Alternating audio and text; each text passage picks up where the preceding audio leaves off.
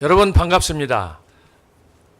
오늘 매주 금요일 오후 4시 네 분 교수님과 함께하는 신학자 토크 시간이 되었습니다. 오늘은 우리 정광훈 목사님과 황준선 장로님의 특별 이슈 대담으로 조금 늦어졌습니다. 여러분들 양해하시고요.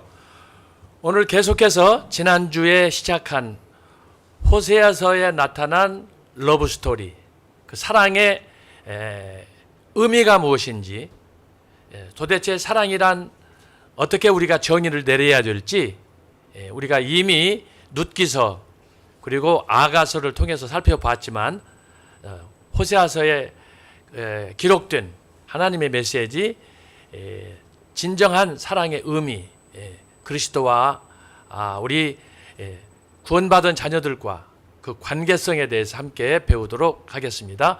오늘 함께 하신 교수님 인사드립니다. 제 오른쪽으로 손원배 교수님 함께 하셨습니다.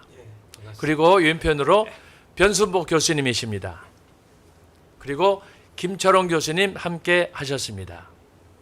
오늘 또 우리 정광훈 목사님의 말씀 듣고 우리 네 분 교수님과 함께 신학자 토크를 시작하도록 하겠습니다. 할렐루야. 이번 주에는 우리가 하나님 말씀 66권 중에서 구약 성경에 호세아서 앞에 우리 한 자리를 모였습니다. 호세아입니다. 호세아. 한번 따라서 합니다. 호세아. 모든 성경이 그렇지만은 하나님께서 성경 한 권을 기록하여 이 성경에다가 딱 갖다 붙일 때는 그 성경만이 갖는 큰 의도와 뜻이 있다는 거예요. 할렐루야. 하나님은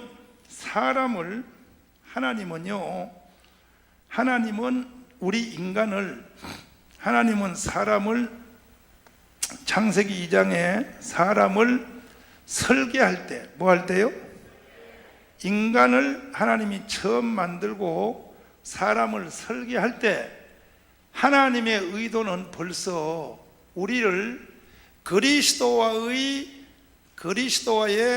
결혼 생활하는 신부로 우리를 만든 것입니다. 하나님의 사람 만든 설계된 내용이, 설계도의 내용이 우리 창세기 할 때 그때 다 한 내용이지만 창세기 2장 18절 이하에, 창세기 2장 18절 이하가 아담과 하와를 하나님 만든 원리요. 하나님이 아담을 만드신 뒤에 하나님이 아담을 창조하셨다고요. 아담을 창조한 뒤에 아담으로부터 하나님이 누구를 만들었냐? 갈비뼈를 빼서 하와를 만들었다 그랬어요. 하와를. 그죠? 근데 하나님이 아담을 만들어서 아담으로부터 갈비뼈가 빠져나와서 하와가 됐는데 이 둘을 하나님이 연합시켜서 한 몸을 만들었다. 한 몸을 만들었다 하는 것이 창세기 2장의 내용입니다. 창세기 2장 18절 이하의 내용입니다. 근데 우리 창세기 할 때 말씀을 상고한 것처럼 하나님이 왜 사람을 만들 때 하와와 아담을 따로따로 안 만들고 왜 아담을 만든 뒤에 아담의 갈비뼈를 빼서 아담을 깊이 잠들게 한 뒤에 갈비뼈를 뼈서 그리고 왜 하와를 만들었을까?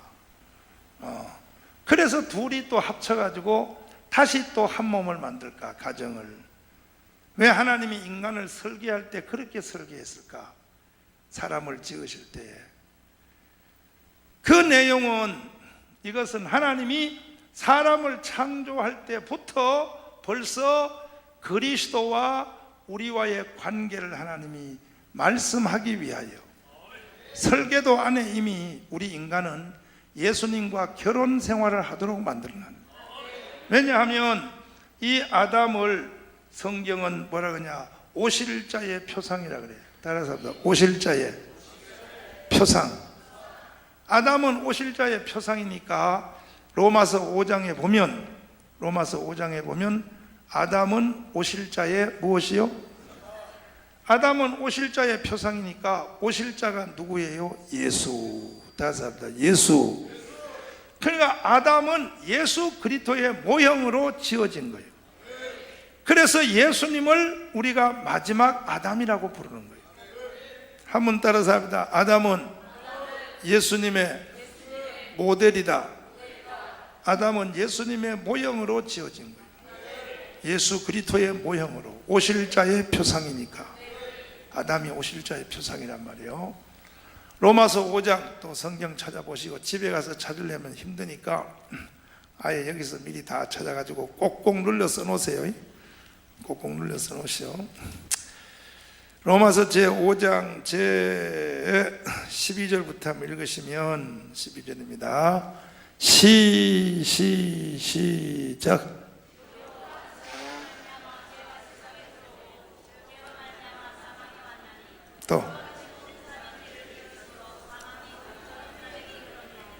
또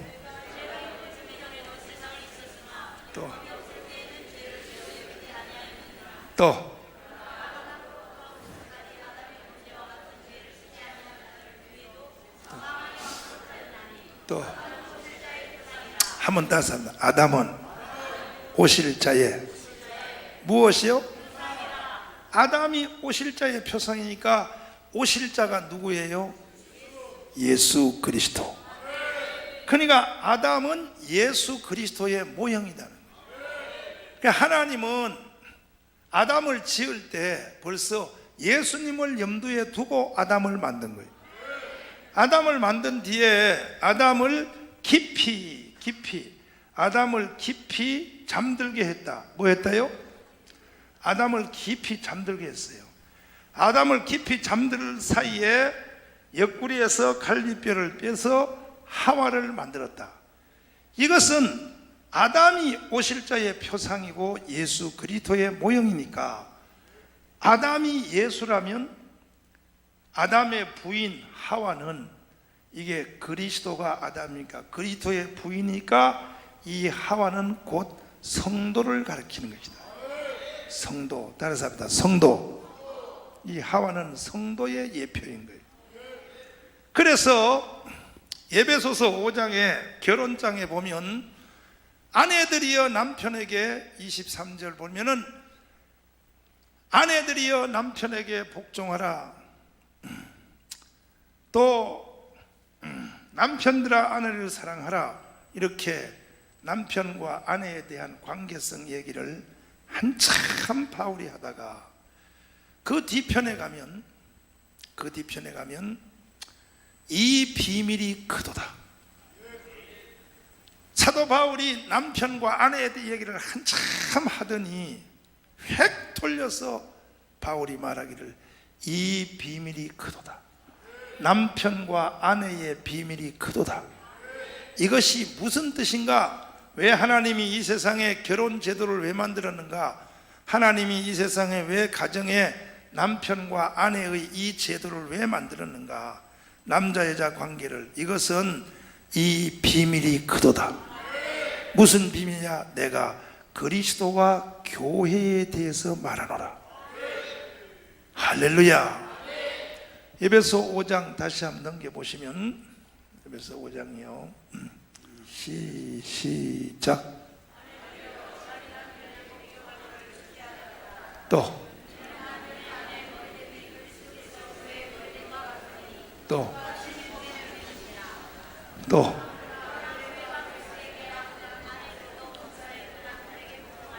25절 시작.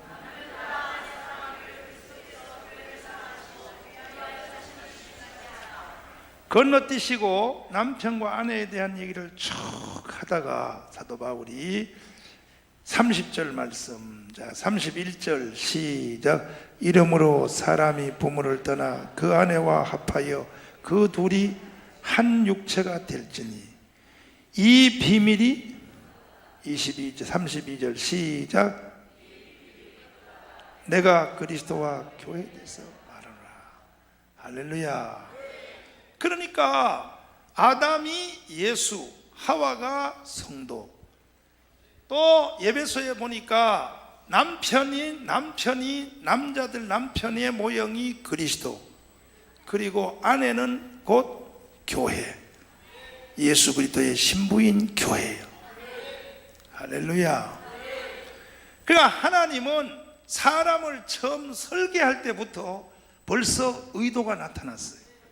하나님이 사람을 설계할 때부터 하나님은 인간의 설계도를 만들 때, 인간을 하나님이 지을 때부터 의도가 뭐냐? 우리를 그리스도의 신부로 지은 거예요.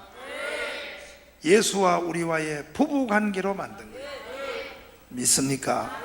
하나님의 의도가 창조에서부터 나타난 거예요. 그런데 아담이가 만들어진 뒤에 깊이 잠들었다. 왜 잠들 때 하와가 나오느냐? 이 아담의 깊이 잠을 통하여 하와 나온 이 잠이 그리스도의 죽음이다 그랬어요. 예수는 십자가에 죽는다는 거예요. 예수가 십자가에 죽을 때 왜 옆구리에서 하와가 나오느냐? 갈비뼈에서 하와가 나오느냐? 예수님 십자가에 죽을 때 옆구리에서 탁 창을 찌르니까 예수님 옆구리에서 피와 물이 나왔어. 이 피와 물이 이것이 증거한 이가 셋이니 피와 물과 성령이라. 할렐루야. 바로 이 피와 물이, 이것이 바로 신약의 교회를 만든 거예요. 그러니까 아담이 잠들 때 갈비뼈를 빼서 하와를 만드는 것이 뭐냐? 여기에 벌써 십자가 사건이 나타나는 거예요. 예수는 죽는다는 거예요. 예수는 이 세상에 와서 죽어서 예수의 죽음을 통하여 그리스도의 옆구리에서 나오는 피와 물을 통하여 주님이 죽을 때 그 죽음을 통하여 그의 신부인 교회가, 아름다운 그의 신부인 새 예루살렘 성이, 새 예루살렘이 여러분과 제가 생겨난다는 거예요. 우리는 다 예수님의 피로 그리스도의 신부가 된 것입니다. 이해되시면 아멘. 이것을 하나님은 벌써 사람을 처음 설계할 때부터 하나님의 의도는 벌써 나타났던 거예요. 할렐루야. 할렐루야. 따라서 성경은 무지 신기하다. 이것은 내가 아예 여러분에게 말할 때 조금도 어렵지 않은 것은, 이렇게 성경을 해석하는 것이, 이것이 무슨 알레고리다, 영해다, 뭐다 이것이 뭐 별 비판을 다 할 수 있지만, 이 부분만큼은요, 이거는요 로이드 존스의 책에 그대로 써 있어. 영국이 난 세계적인 목회자요, 세계적인 신학자인 로이드 존스의 책에 지금 내가 강의하는 이 내용이 그대로 박혀 있어요. 아담은 오실자의 표상, 아담이 잠들 때 이것은 그리스도가 죽는다는 얘기고, 아담의 잠을 통하여 신부가 나온다는 것은 예수가 죽을 때 예수를 통하여 신약의 신부인 성도들이 일어난다는 거예요. 이것은 신학자, 세계적인 신학자인 로이드 존스가 이 부분에는 자세히 말해 놔가지고 내가 너무너무 감사하고, 할렐루야.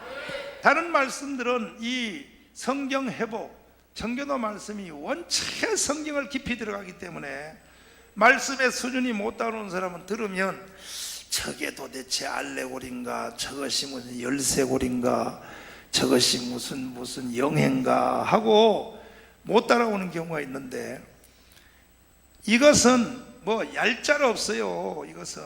이것은 할렐루야. 정강훈 목사에 대해서 여러분들이 뭐 어떻게 말하는지 몰라도, 영국이 난 세계적 성자 이 로이드 존스가 한 말을 가지고 여러분들이 시비 걸면 시비 거는 놈이 이단이에요. 아멘이요? 왜 아멘도 안 해? 여러분이 로이드 존스가 한번 붙어볼래요? 근데요, 참 기상천외한 것은요, 이 로이드 존스에 대해서 한국의 목사님들이 신학교에서 거의 뭐 교과서처럼 사용을 해요. 특별히 로이드 존스의 로마서 같은 것은 한국 모든 신학교에서 거의 막 교과서처럼 교수들이 들고 떠들어요. 근데 여러분, 로이드 존스가요 정식 신학교를 안 나온 사람이에요. 기가 막히지. 그런데 신학자예요. 그는요 의사였었어요. 의사. 정식 신학교 안 나온 사람이에요. 영국의 제도권에서 안 나온 사람이에요.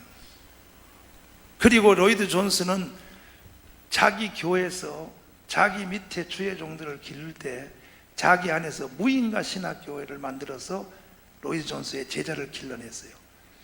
그런데 그 로이드 존스의 영적 깊이가 원체 확대가 되니까 나중에 영국의 정부에서 로이드 존스한테 사정했어요. 이 학교 대학으로 인가해 줄 테니까 정규 안으로 들어오니까 로이드 존스가 하는 말이 하나님의 학교가 세상 정부의 제도에 들어갈 수 없다. 아멘. 그래서 지금도 그 로이드 존스 학교는 무인가 신학교예요. 기가 막히죠. 이런 건 여러분이 모르고, 이런 건 여러분 몰랐죠.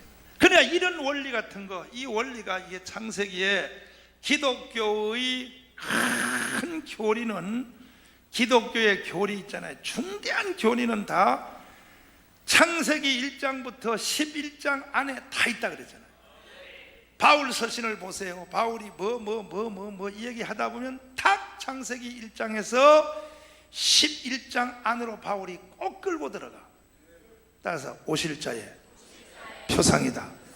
이것도 그렇고, 바울은 무슨 중대한 교리를 말하다가 항상 창세기 1장부터 창세기 11장 안에의 말씀으로 거기에 기둥이 다 있다는 거예요.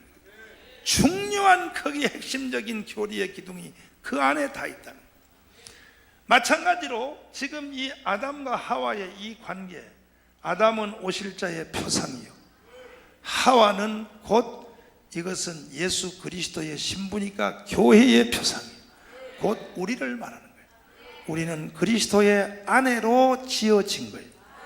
하나님이 사람을 처음 만들 때부터, 설계할 때부터 우리는 그리스도의 아내로 지어진 거예요. 그리스도의 아내로 우리를 만들었단 말이에요. 감사 하나님 앞에 영광의 박수요. 예, 지금까지 정강훈 목사님께서 크게 두 주제로 호세아서를 말씀해 주셨습니다. 첫 번째는 설계도입니다. 하나님께서 천지 만물을 창조하실 때 설계도를 따라서 창조하셨다라고 하는 거예요. 그리고 두 번째는 그 설계도의 내용의 핵심이 뭐였느냐? 아담의 오실자의 표상인 예수 그리스도, 그 그리스도와 우리와의 구원, 결혼 생활을 위한 그 모든 내용이 바로 이 설계도에 포함이 됐다라고 하는 것입니다. 오늘 두 번째 시간으로 우리가 살펴볼 이 호세아, 여러분 말씀표에 86페이지에 있는데, 그래서 지난 시간에 이어서 오늘 또 그러면 우리가 어떻게 예수 그리스도와 우리와의 관계 속에서 결혼 생활을 잘 할 수 있는가? 정강훈 목사님께서 주신 말씀, 아담과 하와 갈비뼈에 의한 창조로 한 몸이 된 그런 그 관계 속에서 오늘 말씀을 이어가도록 하겠습니다. 그래서 오늘 또 우리 손원배 교수님께서 조리신학인 관점에서 이 말씀의 근거에서 귀한 말씀 주시겠습니다. 정광 목사님 설교 잘 들으셨죠? 제가 대략 생각해 보니까 오늘 호세아서 설교하신 우리 정광 목사님 한 15년 전쯤 되지 않을까. 머리가 조금 휘어졌어도 검은 머리가 많고 지금보다 훨씬 건강해 보이셔서 그때 정도만 되셔도 우리가 얼마나 좋을까 하는 생각을 이렇게 했는데, 이렇게 댓글 달린 거 보니까 많은 분들이 그런 댓글을 다루셨더라고요. 정환 목사님들 건강 위해서 여러분들 계속 기도해 주시고, 지난 시간에 이어서 우리가 우리 정환 목사님과 우리 황중선 장로님 그 토크를 이어서 우리 신학자 토크를 이게 시간이 이제 연결이 되니까 이렇게 연결해서 이렇게 하게 됐는데, 우리 정화 목사님께서 이렇게 함께 하시니까 어쨌든 마음이 참 푸근하고 편안하고 좋네요. 그래서 여러분들 오늘 호세아서 두 번째 시간 하는데 우리 정화원 목사님 말씀표 한번 다시 한번 띄워주시고요. 이게 정화원 목사님의 말씀표 86쪽에 있는 말씀입니다. 그래서 우리 지난 시간에 이제 호세아서 개요했고요. 여러분들 좀 작은 글씨라 잘 안 보이겠지만은 거기에 번호가 있어요. 1번, 2번, 예. 키워주셨네. 여기 조금 더 이렇게 1번 보이게요. 예. 그래서 이렇게 저희가 4번 앞으로 4번 더 호세아서를 그래서 개요까지 5번 걸쳐서 진행하려고 이렇게 정화 목사님과 또 교수님들과 함께 의논이 됐습니다. 그래서 1번서 아담과 하와 오실 자의 표상 신부 오늘 하고요. 다음 금요일 날 2번 호세아 고멜. 그래서 호세아는 예수님이시고 고멜은 나다. 그리고 그 다음 금요일 날 수가성 우물가의 여인. 그래서 본능의 남편 우리 정화 목사님의 설교에 근거해서 이렇게 하겠고요. 호세아서 마지막으로 4번을 하나님께서 내가 너에게 장가든다고 하신 이 말씀에 기초해서 이제 말씀을 나누도록 하겠습니다. 그래서 오늘은 그래서 아담과 하와를 이제 두 사람의 결혼을 통하여 함께 호세아서를 조명하고 또 다시 그리스도와 우리의 우리 정화원 목사님이 잡으신 호세아서의 주제가 그리스도와의 결혼 생활이에요. 그래서 이 주제에 맞춰서 오늘 또 함께 우리 교수님과 함께 나누도록 하겠습니다. 제가 준비한 파워포인트 올려주세요. 오늘 그럭저럭 시간이 많이 갔기 때문에 제가 가능하면 좀 제가 이렇게 말이 좀 느리고 또 이렇게 이렇게 빨리 좀 진행을 잘 못하지만은 그래도 제가 노력을 하도록 하겠습니다. 한번 올려주세요. 그래서 오늘 호세아서 그리스도와 결혼 생활 두 번째 시간입니다. 첫 번째 호세아서의 주제 일반적인 해석은 그러니까 호세아와 선지자 거룩한 선지자 호세아와 장녀 고멜의 결혼을 통해서 하나님과 정말 신실하신 거룩하신 하나님과 이스라엘 백성의 이게 정말 우상 숭배하고 더럽혀진 창녀 같은 이스라엘 백성의 이 관계 이게 결혼 관계로 가르치는 게 이제 호세아서의 주제인데요. 우리 정화 목사님의 이 호세아서에 대한 해석은 크게 우리 정화 목사님의 여러분 여러 번 우리 신학자 토크를 들으셔서 잘 아시지만은 그러니까 정광훈 목사님의 이 성경 해석에 크게 두 가지 원칙이 있는데요. 하나는 첫 번째 창세기부터 요한계시록까지 성경 66권을 이렇게 많은 그런 학자들 목사님들이 성경을 하나 한 권 그것도 제대로 잘 못하거나 안 하셔서 그냥 1장 몇 구절 그렇게 놓고 해석들 하지만은 정화 목사님은 전체를 그러니까 요한계시록부터 창세기부터 요한계시록까지 66권 전체를 하나로 연결해서 뚫어내는 그의 통전적 해석의 원칙에 따라 호세아서에 있는 호세아와 고멜의 결혼을 이제 소선지서잖아요. 호세아서가 소선지서의 첫 책인데 창세기 1장 2장에 있는 아담과 하와의 결혼을 통해 조명해요. 호세아서를 설교하는데 정화 목사님은 아담과 하와에서 시작하신다고요. 창세기 1장에서 시작을 하세요. 이것이 바로 정화 목사님의 첫 번째 성경 해석의 원칙대로 그렇게 하신 거고요. 그래서 오늘 이 부분을 나눌 텐데요. 두 번째 우리 정화 목사님의 성경 해석의 두 번째 원칙은 모든 성경을 그리스도 중심으로 해석해내는 그런 원칙이 있는데요. 그래서 이 아담과 하와의 결혼, 뭐 아담과 하와가 결혼했지 뭐 그게 아니고요. 이들의 결혼을 통하여, 그리고 호세아와 고멜의 결혼을 통하여 오늘날의 그리스도 신부된 우리의 결혼 생활을 조명한다는 겁니다. 그래서 그리스도 중심적으로. 그래서 이 호세아서도 정화 목사님은 이렇게 본인의 두 개의 성경 해석 원칙에 따라서요. 호세아 고멜 결혼 얘기하는데 창세기로 앞으로 창세기 1장으로 가요. 2장으로 가요. 그리고 이들의 결혼을 통해서 다시 그리스도 중심적인 해석으로요. 그리스도와 남편된 그리스도와 신부된 우리 결혼 생활을 조명해내는, 풀어내는, 해석해내는 우리 정관 목사님의 설교를 우리가 함께 듣고 있는데요. 파워포인트 다음 거요. 오늘 우리 정관 목사님의 설교 요약에서도 함께 들은 것처럼 하나님께서 이렇게 결혼을 설계하셨다는 건데요.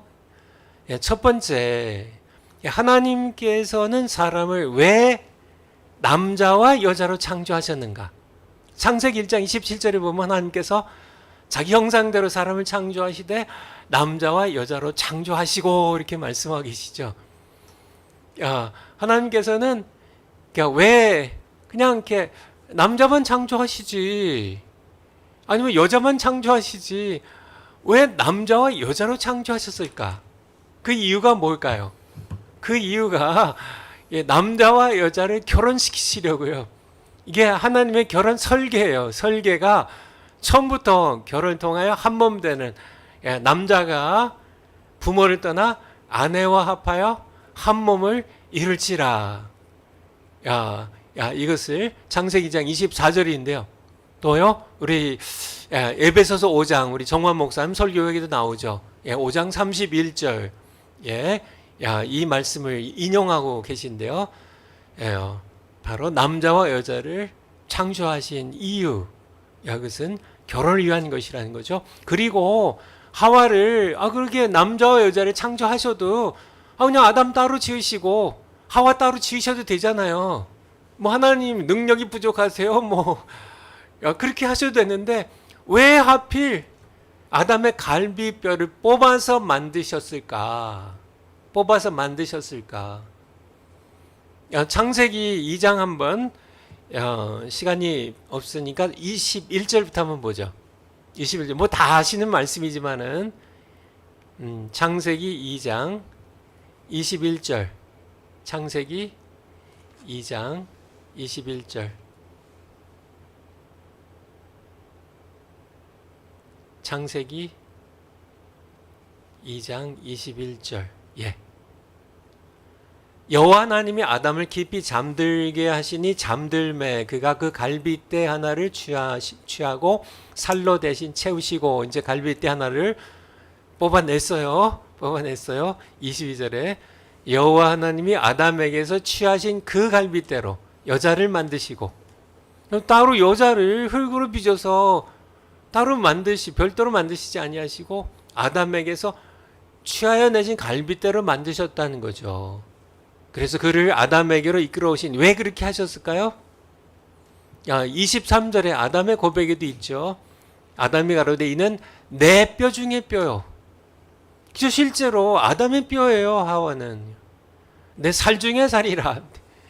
살만 딱 발라낸 것이 아니라 이렇게 갈비, 좀 죄송하지만은 이 갈비에 이렇게 갈비 먹으면 이게 살이 붙어 있는 것처럼 같이 이렇게 뽑아낸 거죠. 그래서 살 중에 살이라. 이것을 남자에게서 취하였은즉 여자라 칭하리라 하니라. 여기서 24절에 그 말씀 나온 거죠. 이러므로 남자가 부모를 떠나 그 아내와 연합하여 둘이 한 몸을 이룰지로다. 이것이 바로 아담의 갈빗대를 뽑아서 하와를 만드신 목적이, 다시 이제 한 몸, 원래 한 몸이었는데 이제 둘로 분리시켜서 결혼을 통하여 다시 한 몸 되게 하시는, 이게 하나님의 결혼 설계임을 우리에게 성경은 말씀해 주고 계신다는 겁니다. 근데 바울 서신서에 보면은 아까 전관 목사님 함께 읽으셨던 것처럼 이제 에베소서 5장 31절에요. 예, 거기에 창세기 2장 24절 인용하시면서요. 예, 남자가 부모를 떠나 그 아내와 합하여 한 몸을 이룰지로다. 그렇게 31절 말씀하시고 이어서 32절에서 에베소서 5장 32절에서 이 비밀이 크도다. 한 남자가 결혼을 통하여 이제 한 몸이 되는 창세기 2장 24절의 이 결혼의 비밀이 크도다. 감탄사입니다. 와, 엄청 깊고 큰 놀라운 그런 비밀인데요. 근데 이 비밀은 한 남자가 부모를 떠나 아내와 합하여 한 몸이 되는 이 결혼의 비밀은 실상은 그리스도와 교회의 비밀임을, 신랑 되신 그리스도와 신부된 교회가 한 몸 되는 비밀임을 우리에게 말씀해 주고 계신 겁니다. 그래서 아까도 우리 정원 목사님 로마서 5장에서 봤는데요. 한번 로마서 5장 12절부터인데요. 21절까지 일단 5장 12절 올려주셔 보세요. 12절부터 21절까지 두 사람을 놓고 계속 말씀하고 계세요. 그래서 한 사람, 여기에 이름으로 한 사람, 이 사람이 첫사람 아담입니다. 그리고 또 다른 사람이 등장하는데 14절에 그러나 아담으로부터 모세까지 아담의 범죄, 이제 아담 이 한 사람 범죄로. 근데 14절 끝에 보면 아담은 오실자의 표상이라. 이 표상이 영어 성경 보니까 패턴이라고 이렇게 NIV 성경에서 번역했는데요. 무슨 뜻이냐면은 오실자가 누구예요? 정원 목사님 설교를 통해서 예수님입니다. 아담은 첫사람 아담은 둘째 아담으로 오시는 예수 그리스도의 표상이에요. 패턴이에요. 다른 말로 얘기하면 그림자예요. 카피예요. 모형이에요. 그러니까 아담은 사실은 쉽게 얘기하면 아담은 그림자입니다. 누구의 그림자예요? 오실자의 그림자예요. 예수 그리스도의 모형, 표상, 그림자예요. 그러니까 실제 아담의 실체는 예수님이에요. 그러니까 한 사람 아담이 부모를 떠나 아내와 합하여 한 몸을 이루는 이 비밀이 크도다. 이 비밀은 그리스도와 교회에 대해 말한다고요. 그러니까 아담과 하와의 결혼은요, 사실은 두 그림자의 결혼이에요. 창세기 1장, 2장에 나와 있는, 그래서 예수님께서 아담의 갈비뼈를 취해서 하와를 만드시고 하와를 이끌어서 아담에게 데려오셔가지고 둘을 결혼시켜서 한 몸 되게 하시는 인류 역사상 첫 결혼식인데요. 여기에 등장하는 아담과 하와는 로마서 5장 14절에 아담은 오실제 표상이라는 말씀, 우리 정관 목사님의 설교에 이제 비추어서 이 말씀을 해석하면 아담과 이 창세기 2장의 아담과 하와는 오실자의, 그러니까 아담은 오실자의 표상, 그림자에 불과하다는요. 그러니까 실체는요, 창세기 2장의 실제 결혼식은 하나님께서는 아담과 하와를 결혼시키면서 실상은 예수 그리스도와 이 아담의 실체인 예수 그리스도와 그의 신부되는 교회의 결혼을 하나님께서는 창세기 2장에서 설계하셨음을, 이게 전광 목사님의 설교입니다. 파워포인트를 한번 다시 한번 가보죠. 그래서 파워포인트를 하나님의 이제 결혼 설계, 이거 다음 거요. 성경 구절 봤고요. 전광훈 목사님은 이 성경 구절들의 근거에서 창세기 1장 27절 남자 외자로 지으셨고요. 그런데 지으실 때 이 남자 갈비뼈를 뽑아서 하와를 만드셨고, 그리고 이 비밀이 크다고, 바로 예수 그리스도와 교회, 신부된 교회, 성도인 여러분의 결혼에 대한 비밀을 말씀하신 것이라고. 이 창세기 1, 2장의 이 말씀은 또한요, 로마서 5장에서는 아담은 실체이신 예수 그리스도의 그림자라고요. 이 말씀들의 근거에서 첫째, 하나님의 창조의 절정과 핵심은 괄호 안에 뭐가 들어갈까요?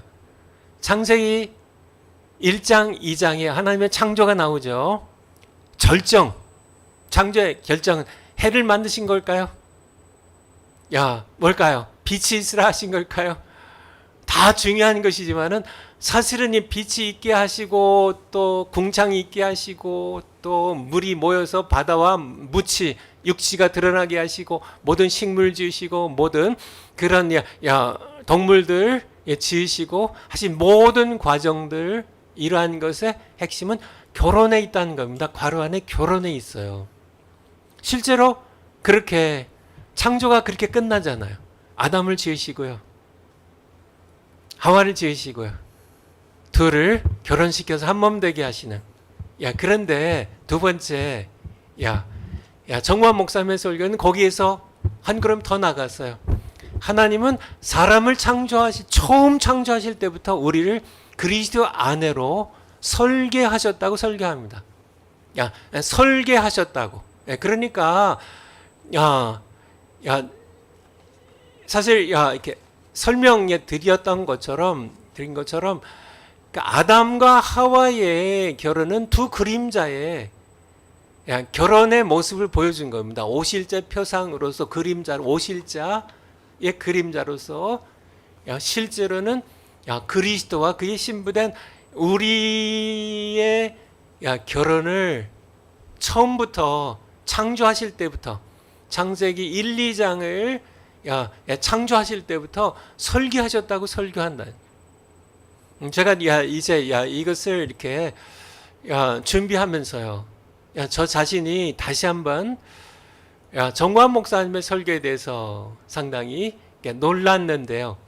사실 이것이 쉬운 것 같지만은요, 창세기 1장, 2장, 창세기 2장에 아담이 부모를 떠나 아내와 합하여 한 몸이 이루었다는 이 해석에서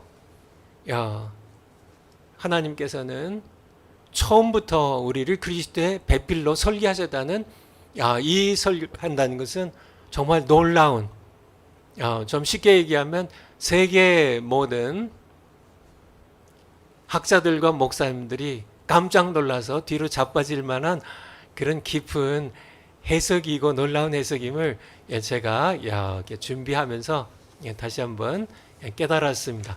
파워포인트 다음 거요.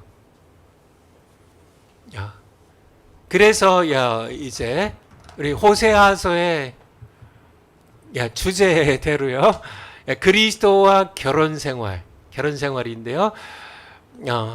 창세전에 그리스도 안에서 우리를 택하셔서, 이게 에베소서 1장 4절이에요.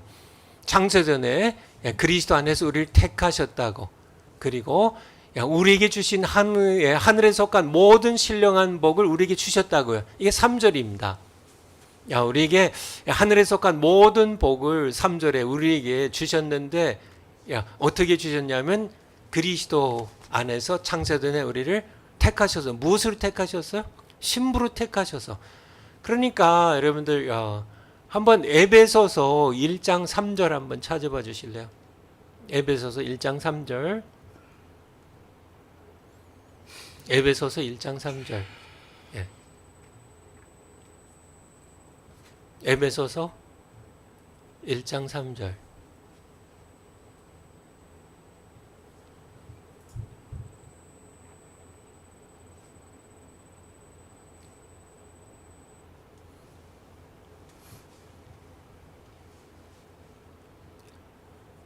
찬송하리로다. 하나님 곧 우리 주 예수 그리스도의 아버지께서 그리스도 안에서 하늘에 속한 모든 신령한 복으로, 그러니까 하늘에 속한 모든 신령한 복을 다 우리에게 주셨어요. 그러면 이 하늘에 속한 모든 신령한 복의 핵심에 뭐가 있냐는 얘기예요. 그러니까 여러분들이 이 하늘에 속한 모든 신령한 복을 여러분들이 그리스도 안에서 다 받았거든요. 우리 아버지께서 다 그래서 찬송해야 되거든요. 아버지께서 그리스도의 아버지께서 다 주셨거든요. 뭐 받으셨어요? 뭐 받으셨어요? 무엇을 받았는지에 대해서는 4절에 곧 창세전에 그리스도 안에서 우리를 택하사, 여기에 힌트가 되어 있죠. 바로 남편 대신 그리스도 안에서 신부로 우리를 택하사 하늘에 속한 모든 신령한 복을 우리에게 주셨다는 겁니다. 그래서 에베소서 다시 5장으로요. 아까 봤던 구절 31절로 바로 가죠. 31절. 에베소서 5장 31절.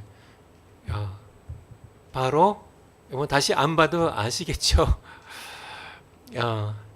그러므로 사람이 부모를 떠나 아내와 아파요. 그들이 한 육체가 될지니 이 비밀이 커져서 내가 그리스도와 교회에 대하.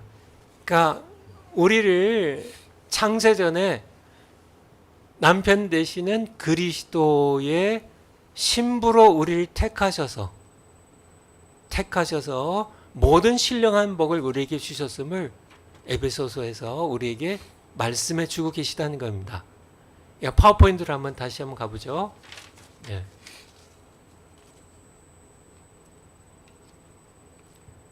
파워포인트로. 예. 그래서 두 번째, 하나님의 설계도를 따라 태초부터 그리스도의 신부로 지음을 받은 우리의 신앙생활은 그러므로 결혼 생활로 해석돼야 된다는 얘기. 이게 정광 목사님의 설교입니다. 신앙생활이 신앙생활이죠. 그런데 이 신앙생활은 실상은 더 깊이 있게 해석하면 결혼 생활이 되어야 된다는 얘기예요. 그리스도와 한 몸을 이루어 살아가는 결혼 생활로. 그리고 또 결혼 생활로 신앙생활이 진행돼야 된다는 얘기입니다. 굉장히 깊은 설교죠. 우리 정광 목사님의 설교가. 그래서 그리스도의 결혼 생활이에요. 호세아서는 창세기 마찬가지고요. 세 번째, 우리의 신앙생활 곧 우리 결혼 생활의 핵심은 남편이시고 머리이신 그리스도께 복종하는 데 있다는 얘기입니다. 에베소서 5장에 계속 아내들아 너희 남편에게 자기 남편에게 복종하라고 하면서 교회가 머리이신 그리스도께 복종하듯이 너희도 너희의 머리인 아내들도 남편에게 복종하라는 복종이 있습니다. 복종이에요. 그래서 에베소서 1장 끝부분에도요. 바로 교회의 머리로 예수 그리스도를 주셨다고 우리에게 말씀하고 계시죠. 그래서 내 자아를 파쇄하고 나의 지정의를 남편 대신 그리스도께 반납하는 이 복종.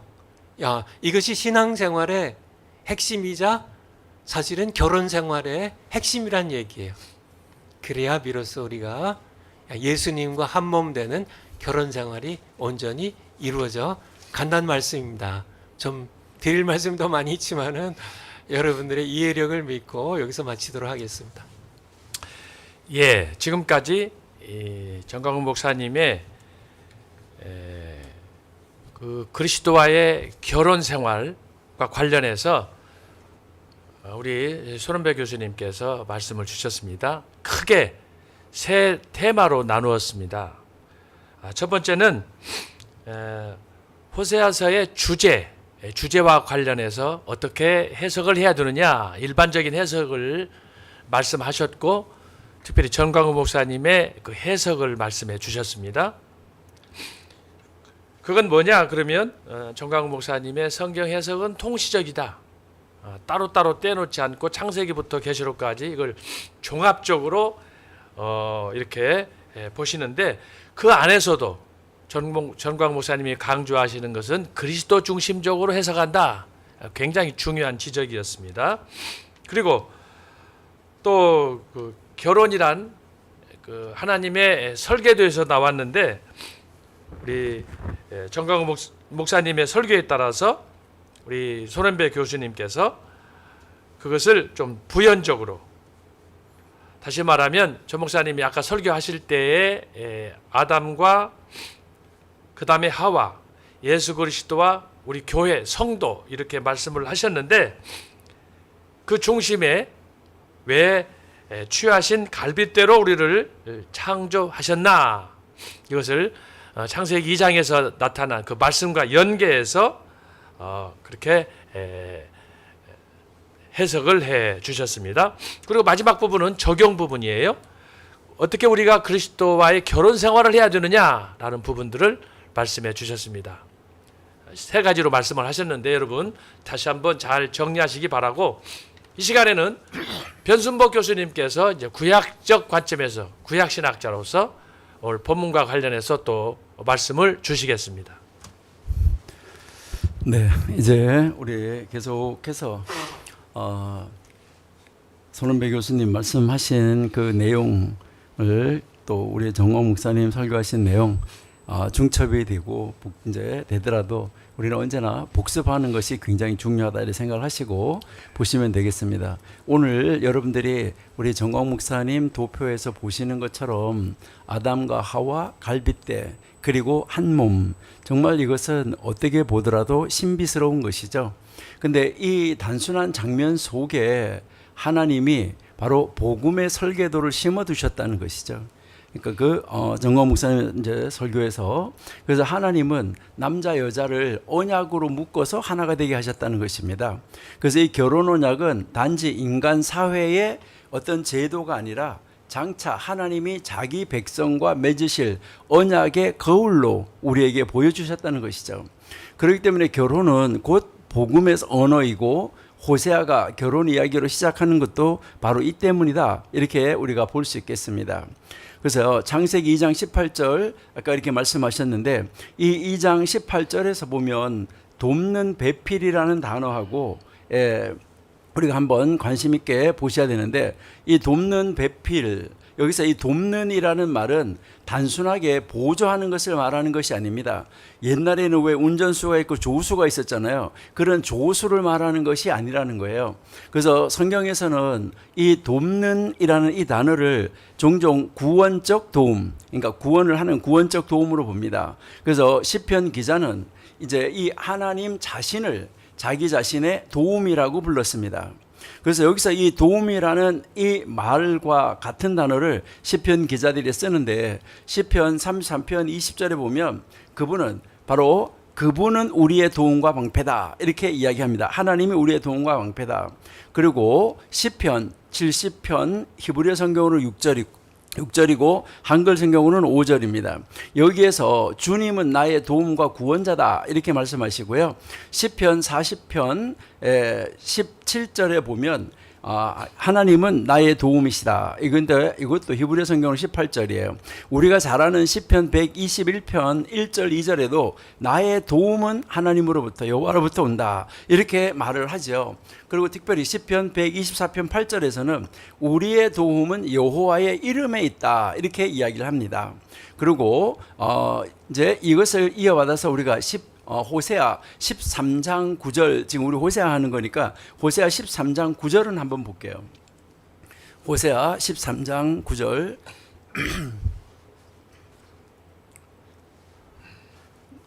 네, 호세아 13장 9절.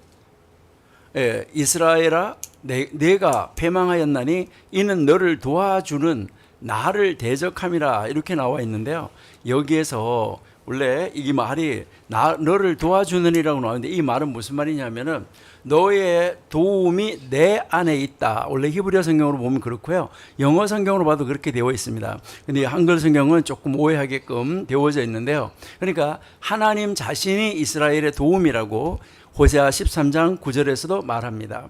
그리고 여기서 이제 배필이라는 단어인데요. 이 배필이라는 단어는 그의 맞은편에 마주서는 자입니다.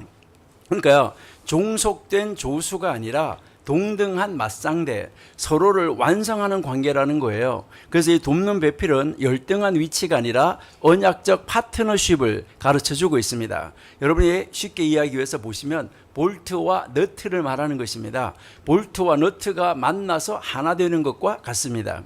서로 반대인데 정확하게 맞아야 온전한 하나가 된다라는 것을 우리에게 가르쳐 주고요.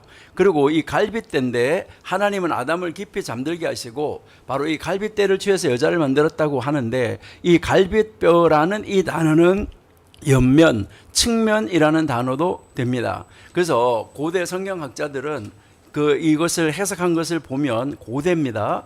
그때 사람들은 아담이 두 측면을 가진 존재다 이렇게 이야기합니다. 한 측면을 떼어서 여자로 만들었다 이렇게 해석을 하고 있어요. 그래서 나중에 그 둘이 합쳐진다는 것인데, 이것은 여자가 아담의 부속품이 아니라 본질적으로 같은 존재라는 사실을 강조합니다. 그래서 아담은 여인을 보고 외쳤어요. 이는 내 뼈 중에 뼈요 살 중에 살이다. 그리고 남자를 이쉬, 여자를 이쉬아 이렇게 부르는데, 여러분 여기서 이쉬, 이쉬아 이렇게 그 이야기를 하는데 사실은 같은 단어인데 뒤에다가 아헤이라는 것을 붙여서 남성을 여성으로 만들어준 것뿐입니다. 이 명명, 이렇게 이름을 붙여준 것은 단순한 언어적 유희가 아니라 서로의 본질적 연관성을 고백하는 언어다 하는 것을 우리가 알 수가 있고요. 그리고 그 다음 여기서 24절에서 한 몸이라는 단어예요. 이 한 몸이라는 단어는 육체적 결합만을 의미하는 것이 아니라 전인격적 언약적 연합, 언약적 연합을 이야기합니다. 우리 말라기 2장 14절 한번 보실게요. 말라기 2장 14절.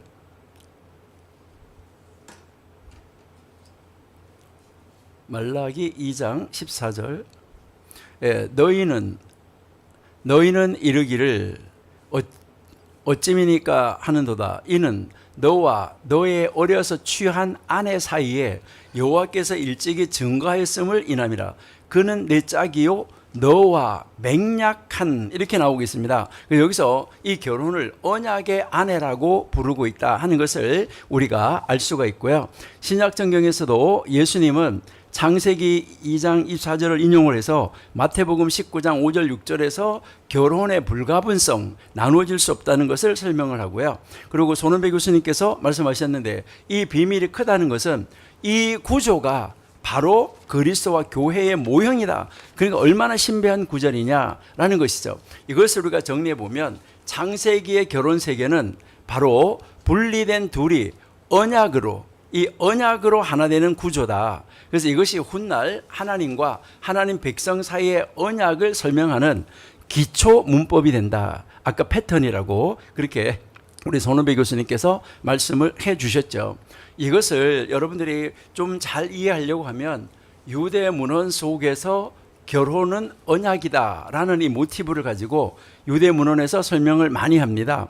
그래서 여기서 이제 질문을 던져요. 그들이 왜 성경은 하나님과 이스라엘의 관계를 굳이 결혼 언어로 설명을 할까?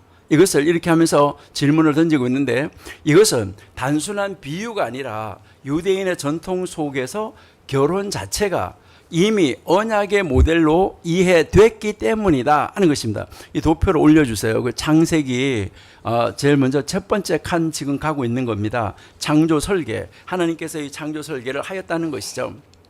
그래서 이것을 세 가지 차원에서 이야기를 하는데, 첫 번째는 유대인들은 출애굽의 시내산 언약을 혼인식으로 이해했습니다. 이제 요게 조금 시간이 많이 갔기 때문에 다 생략하고 가도록 하고요. 출애굽기 19장에서 구름, 나팔, 산에 이 하나님의 임재를 혼인 천막, 여러분들 아시는 대로 후파의 이미지로 이 이제 출애굽기 19장을 이야기를 합니다. 그래서 그 후파 속에서 하나님은 신랑, 이스라엘은 신부 이렇게 만나게 되는 거죠. 그래서 여기서 하나님이 모세가 시내산에서 받은 율법, 바로 이 율법은 혼인 계약서다. 그래서 그들이 말하는 혼인 서약서 크투바 이렇게 이야기를 하고 있습니다. 그래서 이 혼인식의 이미지를 통해서 무엇을 하냐면 이스라엘이 영적 간음 상태에 있었다는 것을 이야기를 하고, 이집트에서 이미 우상들을 버리지 않았다라고 에스겔 20장 7절 8절에서 이야기해요. 그러니까 이집트에서 이미 음행했었다는 거예요. 이것은 무엇을 말하냐면 호세아가 음행한 여인과 결혼을 하는 것처럼 그 음행하고 있는 히브리인들을 하나님이 시내산으로 불러와서 언약을 했다는 것이죠. 에스겔 23장 3절에서 여호수아도 이제 또 이사야 24장 14절에서 이집트에서 섬기던 신들을 치워라라고 여호수아도 이야기를 하고 있습니다.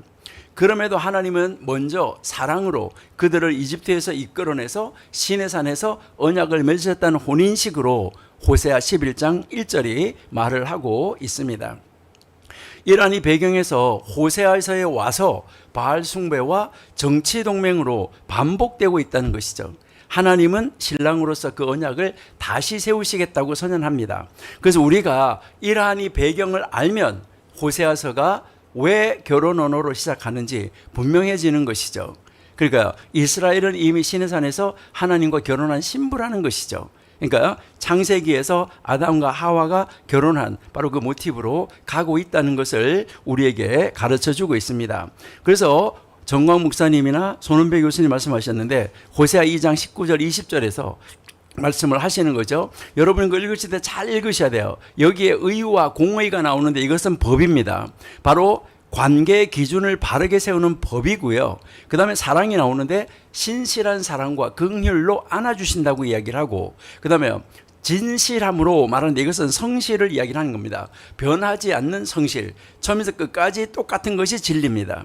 그러니까 처음과 과정과 마지막이 동일한 게 진리예요. 그래서 진리는 어떤 사람은 처음에는 시작할 땐 진리인 것 같은데 3,000포로 빠졌다가 다시 돌아왔다. 이거 완벽한 진리가 아니에요. 그러니까 변하지 않는 성실로, 다시 말해서 하나님이 다시 약혼하겠다 이렇게 공식적으로 선언하는 것이죠. 그래서 호세아 3장 1절 2절에서는 그 약속이 현실 행동으로 나타나는데 선지자가 실제 값을 지불하고 아내를 사오게 되는 것을 볼 수 있습니다. 이것은 시내산에서 시작된 혼인 언약을 눈에 보이게 회복하는 신랑의 행동입니다. 그럼 이것이 왜 중요합니까? 이스라엘은 이집트 때부터 우상에 마음이 기울었다라고 에스겔 20장 7절 8절에서 말하고, 시내산에서 언약을 맺은 뒤 결혼을 한 뒤에도 금성화지와 바알을 섬기며 언약을 깨뜨렸다. 그런데도 하나님은 먼저 사랑으로 부르시고 이어서 값을 지불하여 관계를 법적으로 실제로 다시 세우셨다는 것이죠. 이게 바로 호세아서의 가늠한 아내 다시 값주고 맞이하는 신랑은 깨진 언약을 사랑과 값으로 회복하시는 하나님의 사랑을 가장 쉽게 보여주는 한 폭의 그림과도 같아 하는 것을 우리에게 가르쳐 주는 것이고요. 또 이제 그 고대 근동에서 유대인들의 그 결혼의 법에서 보면은 유대인의 그 결혼법 자체가 언약 플러스 값입니다. 그래서 거기에 보면 여자는 돈, 문서, 동침 이렇게 약혼된다, 결혼된다라고 설명을 하고 있습니다. 그러니까요, 약혼하고 돈을 지불하게 되는 거, 이것을 이야기를 하는 거죠. 이러한 구조 속에서 신랑의 책임과 보호가 보장이 되었고 신부는 단순히 소유물이 아니라 언약의 파트너가 됐다 하는 것을 우리에게 가르쳐 주고요. 바로 이러한 배경 때문에 선지자들이 결혼이라는 이 언어를 즐겨 사용하고 있습니다. 선지자들이 결혼의 말을 자주 쓰는 그 이유가 바로 언약 이퀄 혼인, 바로 언약은 혼인으로 이해했기 때문이다. 그래서요, 그 메시지가 바로 정광 목사님 말씀하신 대로 하나님은 신랑, 이스라엘은 신부, 언약을 깨뜨리는 행동은 간음, 우상 숭배이고 언약의 충실함은 성실이다. 이것을 이야기를 하는 거죠. 그래서 여러분이 이사야 54장 5절에 보면 내 남편은 너를 지으시니, 예레미야 2장 2절에 보면 내 청년 시절 사랑, 신부 때의 사랑, 처음 신부의 사랑을 회상. 그 다음에 에스겔 16장하고 에스겔 23장에서 보면 에스겔 16장에서는 예루살렘을 버려진 아기로 비유하는데 16장 8절에서 하나님이 옷자락을 덮어 언약, 혼인을 맺었다고 이야기하고 16장 32절에서 이후 이 우상숭배로 언약을 깨뜨렸다. 그 다음에 16장 60절에서 그러나 하나님이 옛 언약을 기억하시고 회복을 약속하셨다. 이게 선지자들의 이야기입니다. 또 에스겔 23장에서 보면 두 자매의 비유로 나오는데 열국과의 음행이라고 이야기를 해요. 정치, 종교적 배교를 고발하는 것이죠. 언약을 배반한 결과에 대한 심판이 선포되어지고 있는 것입니다. 그러니까요, 에스겔 바로 26장과 23장 이것은 하나님 이꼴, 하나님은 신랑, 이스라엘은 신부, 우상숭배는 간음이라는 틀로 혼인 언약을 배경으로 한 배신과 회복, 심판을 강하게 드러내고 있죠. 이것이 바로 호세아서의 결혼 언어와 같은 그 결을 이루고 있다. 그래서 이렇게 보면 호세아가 간음한 아내와 다시 값주고 데려오는 이 신랑을 말하는 이유가 분명해진다는 것이죠. 그래서 선지자들이 공통으로 사용한 결혼 언어가 바로 깨진 언약을 회복하는 하나님의 사랑을 가장 잘 보여주고 있다. 이렇게 여러분들이 이제 보시면 되겠죠. 자, 그러면 그 다음 이제 우리가 한번 볼 것은 창세기 설교에서 호세아로입니다. 그러면 창세기의 설계를 이렇게 손에다가 딱 들고 그 설계도를 들고 여러분이 호세아서로 들어가 보시면 좋아요. 그래서 제일 먼저 하나님이 호세아에게 결혼 명령을 내리죠. 그러니까 이 결혼 명령을 이렇게 딱 내리는데 충격적인 것이죠. 가서 음란한 여자. 그러니까 하나님이 이집트에서 이미 간음하고 음행하고 우상 숭배하고 있는 사람을 찾아와서 결혼해서 데려오는 것과 똑같은 의미죠. 그래서 호세아의 결혼은 윤리적 본보기를 보여주려고 하는 것이 아니라 하나님의 아픈 마음을 보여주는 살아있는 상징 연극이다. 요즘 여러분 TV나 이런 데서 나오는 실화다 하는 것으로 보여주는 이러한 모습이 아닐까. 이것을 우리가 생각해 볼 수가 있고, 그 다음에는요, 이 호세아에서의 자녀들의 이름입니다. 이게 자녀들의 이름이 깨진 언약의 증거예요. 이게 언약이 파괴된 증거인데, 그러니까 심판과 흩으심 이스라엘, 그 다음에요 이제 긍휼이 없다, 그 다음 이제 내 백성이 아니다, 이렇게 이 이름들은 깨진 언약에 대한 하나님의 공식적인 판결문이다, 이렇게 여러분이 보시면 되겠죠. 그런데 하나님께서 회복을 시키신다는 것이죠. 내가 너를 영원히 약혼하리라. 요게 아까 우리 호세아 2장 19절 20절에서 정광 목사님이나 우리 손은배 교수님이 말씀하신 것이죠. 제가 좀 전에 이야기를 드렸어요. 법의, 공의, 관계의 기준을 바르게 세우는 것, 그리고 사랑은 사랑과 긍휼로, 진실, 성실로 끝까지 가는 거. 그래서 그런 사람, 그래서 하나님이 다시 약혼하겠다라고 공식적으로 선언하신 것이잖아요. 그래서 그 뒤에 20절에 가보면 뭐가 나와요? 그 결과로 너가 여호와를 알 것이다. 그때 가서 너는 나를 알 것이다. 여기서 안다는 말은 단순한 지식이 아니라 창세기 4장 1절에서 우리가 잘 아는 것처럼 아담이 하와를 알았다 할 때 그 언어입니다. 이것은 언약적 친밀이요, 아주 속속들이 벌거벗은 것처럼 아는 것, 이것을 이야기를 하는 것입니다. 그래서 여기서 다시 이제 이 호세아 3장에서 보면 실제적으로 값을 지불하죠. 아내를 이제 은 15세겔 보리 한 호멜 반으로 다시 몸값을 주고 사오는데, 이것은 뭐 그 당시에 노예의 몸값에 해당하는 그런 지불이었습니다. 여기에서 우리가 가르치는 것은 상환, 그리고 혼인 계약, 이것의 그림자를 우리에게 겹쳐서 보여주고 있습니다. 그러니까 하나님은 단순히 용서하신다 하는 선언만 하시는 분이 아니라 실제로 값을 치르시는 신랑이다, 이것을 호세아를 통해서 보여주고, 이 호세아를 통해서 나중에 예수님의 그 실제를 통해서 예수님이 오셔서 실제로 값을 치르시는 것을 우리에게 보여주고 있다 하는 것이죠. 창세기에서 보았던 이 구조, 바로 분리가 되는 거, 그 다음에 값을 치르는 거, 그 다음에 재결합이 되는 거, 바로 이것이 호세아에서는 죄, 심판, 구속의 역사적인 구조로 확장되어져 가고 있다 하는 것을 우리에게 가르쳐 주는 거죠. 그러면 이것이 이제 정광훈 목사님께서 예수님과 연결을 시키는데, 창세기 2장을 인용을 하면서 예수님이 결혼의 창조 질서를 회복하시죠. 하나님이 짝지어준 것을 사람이 나누지 못한다. 아까 우리 에베소서 5장 이야기를 정광훈 목사님도 우리 손은배 교수님도 자세하게 하셨기 때문에 이것은 그냥 넘어가고요. 호세아에서 이것이 어떻게 됐다는 거죠? 성취가 됐다는 거예요. 그러니까 호세아가 말한 내가 너를 영원히 약혼하리라, 아까 2장 19절 20절에 이 약속은 신약에서 예수 그리스도의 십자가와 성령의 인치심으로 성취됐다. 그러니까 신랑이 자기 피로 값을 치르고 성령으로 언약의 인을 찍으셨다 하는 것, 이것을 우리에게 가르쳐주고 있습니다.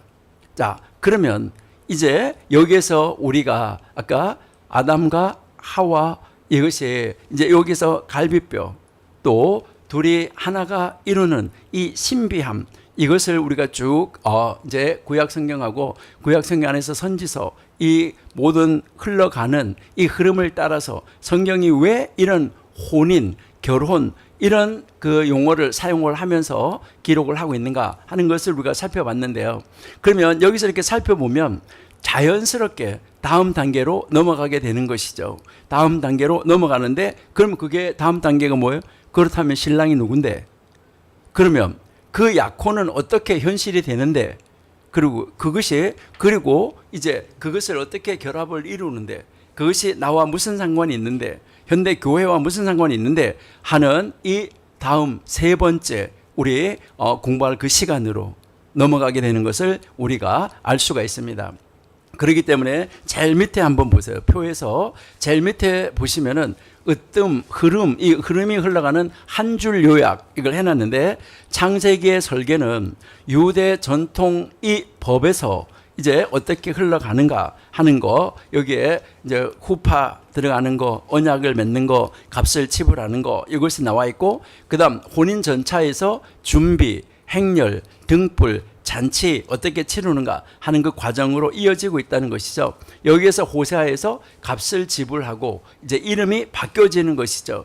로암미가 암미로, 그러니까 백성이 아니던 것이 백성으로 이렇게 반전되는 것을 호세아에서 가르쳐 줬는데, 이것이 바로 신약으로 가서 예수는 신랑, 그다음에 피, 성령, 그다음에 재림, 신부, 이렇게 신부를 데려감, 이렇게 이어지는 그 과정을 우리가 다음 시간에 계속해서 살펴보도록 하겠습니다. 감사합니다. 예, 지금까지 변순복 교수님께서 아담과 하와, 그리고 하나님과 이스라엘, 또 그리스도와 우리 성도들의 관계에 대해서 구약 신학적으로 설명을 해주셨는데, 굉장히 내용이 아주 구구절절히 우리에게 유익이 되는 그런 말씀이 되겠습니다. 그래서 예를 들면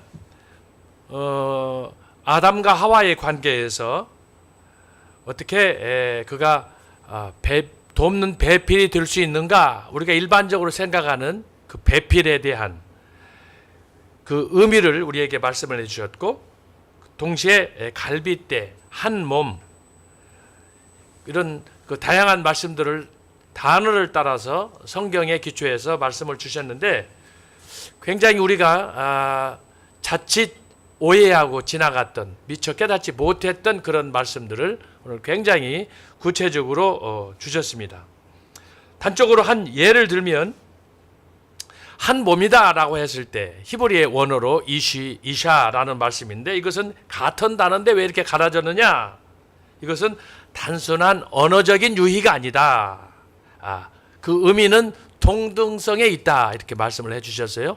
이와 유사한 다른 말씀들도 많이 있는데 여러분들이 참고하시고, 특별히 그 하나님의 창조 설계와 관련해서 이걸 또 신학적으로 다양한 갈래로 설명해 주셨습니다. 예를 들면 시내산 언약, 그와 관련해서 이스라엘이 배신하고 그 배신한 이스라엘을 하나님이 호세아서를 통해서 다시 약혼하고 결혼하고, 어떻게 이것이 신약에 와서 예수 그리스도를 통해서 성취되었는가 하는 그 깊은 의미예요. 이것을 짧은 시간에 압축해서 설명을 해 주셨는데, 여러분들이 그것을 잘 이해하시고, 이 시간에는 계속해서 우리 신학적 관점에서 우리 김철원 교수님께서 또 이 말씀과 관련해서 말씀을 주시겠습니다. 네, 반갑습니다. 창세기에서 하나님께서 인간을 창조하시는데 남자만 창조하시지도 않고 여자만 창조하시지도 않고 아담과 하와를 동시에 창조하시고 부부로서 이렇게 살아가게 하신 것이죠.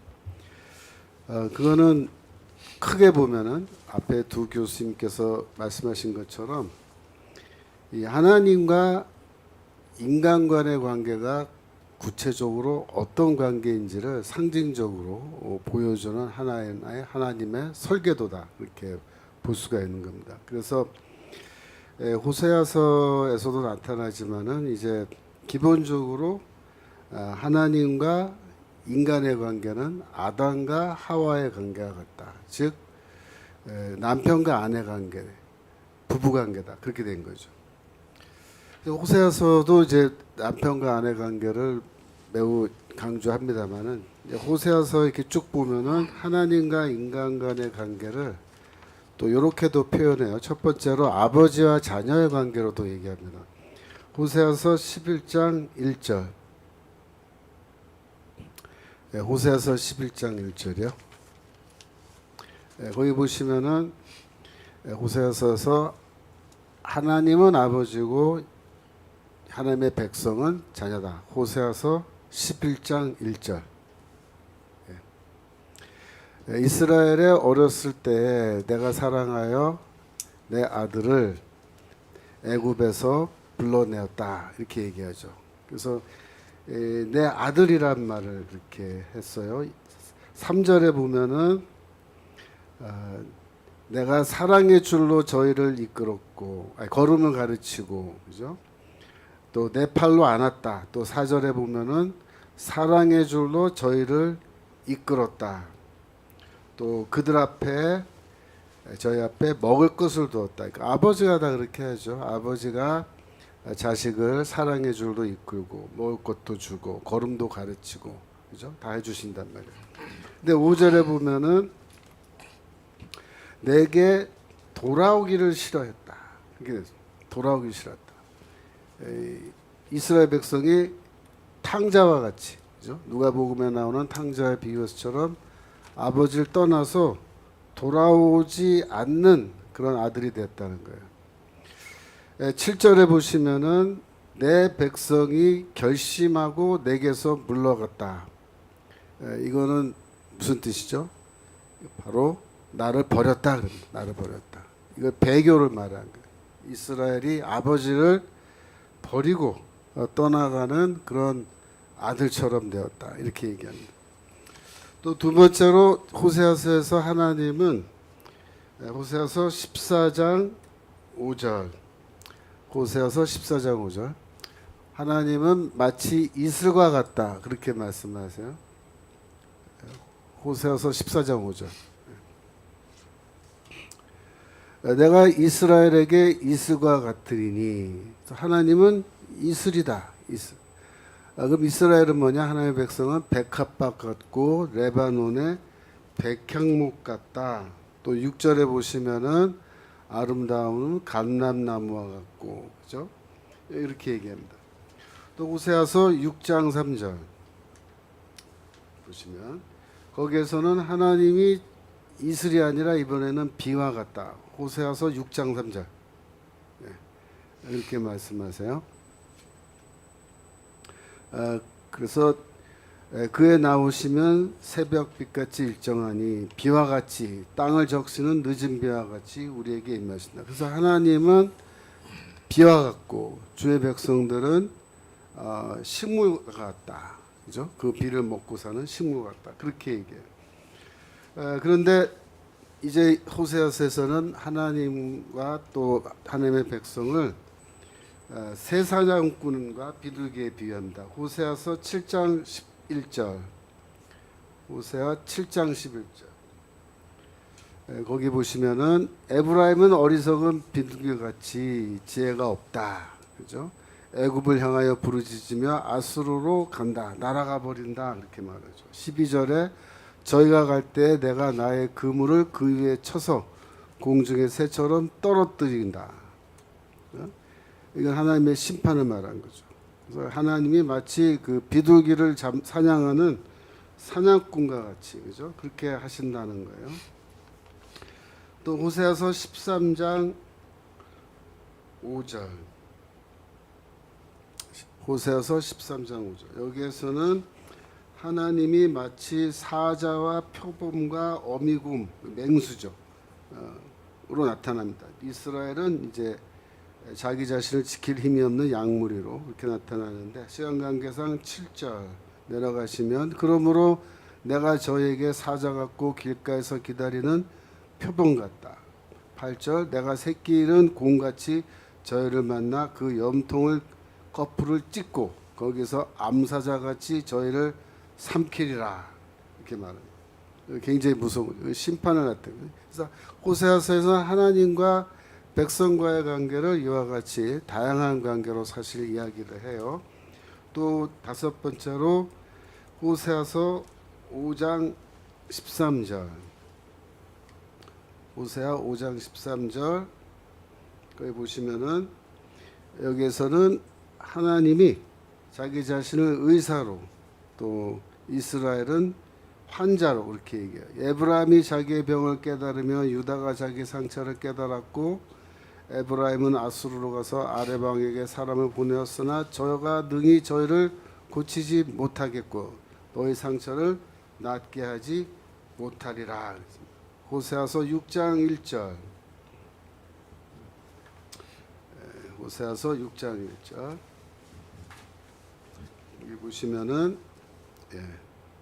오라 우리가 여호와께로 돌아가자. 여호와께서 우리를 찢으셨으나 도로 낫게 하실 것이요 우리를 치셨으나 싸매어 줄 것이라 라고 해서 하나님이 우리를 고쳐 주신다 그렇게 얘기합니다.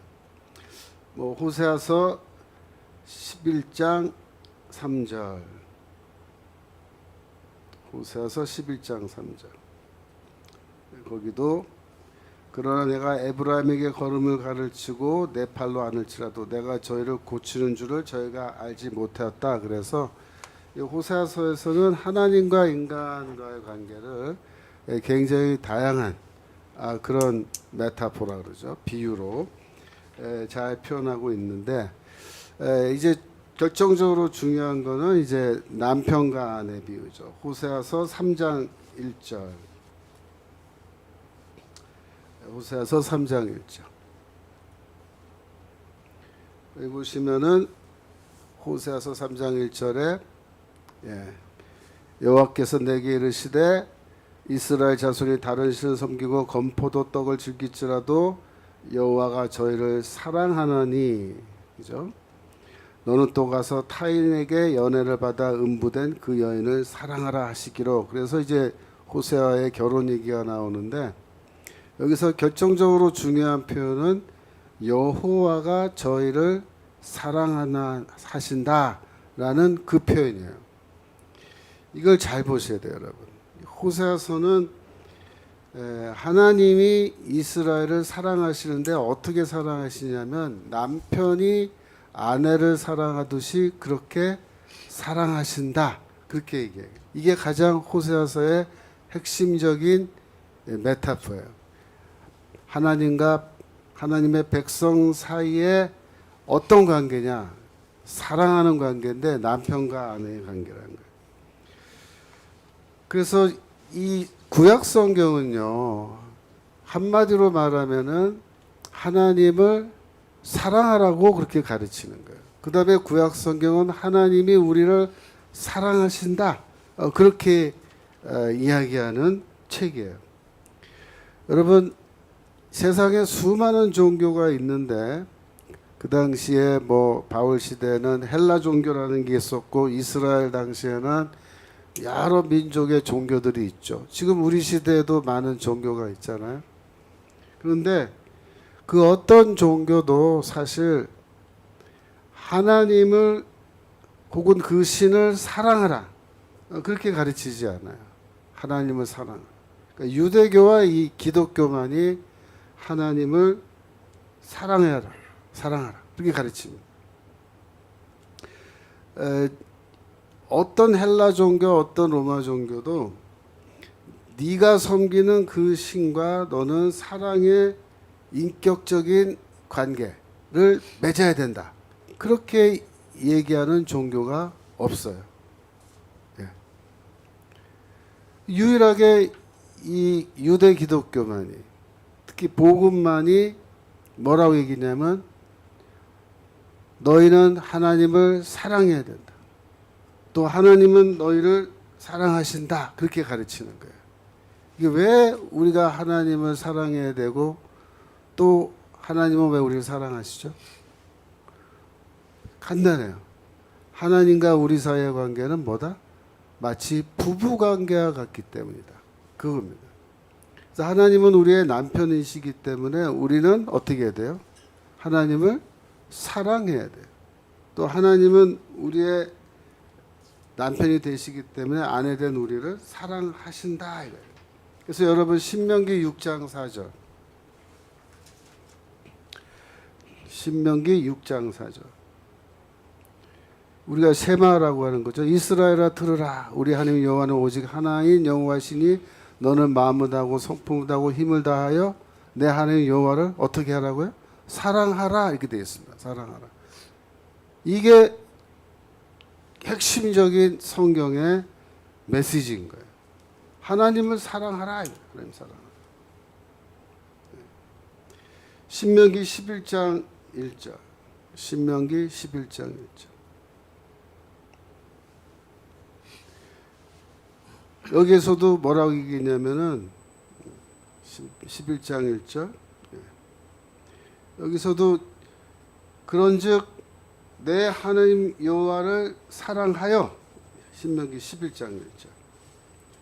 그가 주신 책무와 법도와 규례와 명령을 항상 지키라 11장 1절. 예. 올라가시면 돼요. 위로. 6절에서 좀 더 올라가시면 1절 나오지.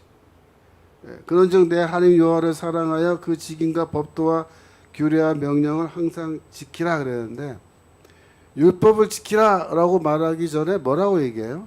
하나님을 사랑하라고 얘기해요. 사랑하라. 그게 더 중요한 거예요.